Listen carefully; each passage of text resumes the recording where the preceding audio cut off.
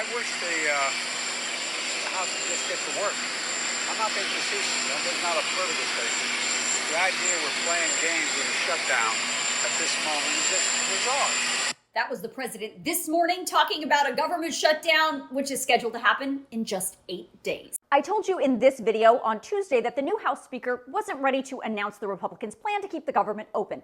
All he said at the time was the conference was working on it. In fact, here's exactly what he said.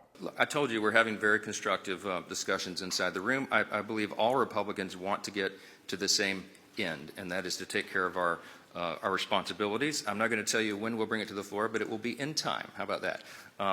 Trust us, we're working through the process. Well, now, 2 days later, it appears there is still no deal among House Republicans because no official plan has actually been released to keep the government open. And the way out of this mess isn't only up to House Republicans. House Republicans, who are the majority of the House, have to come up with a deal that the Senate Democrats, who are the majority of the Senate, can also agree to.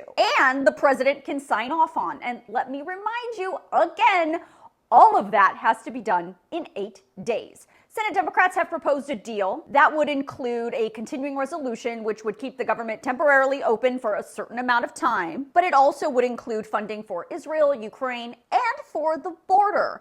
It's a deal the president said he could get on board with. I think that we ought to be able to combine Ukraine and Israel. We ought to be able, and I'm open to discussions on the border. And I've already made some proposals, so there's no need for any of this. But it's unlikely a deal like that would fly with House Republicans. So to answer your question, is the government going to shut down next week? All I can say is right now, we don't know.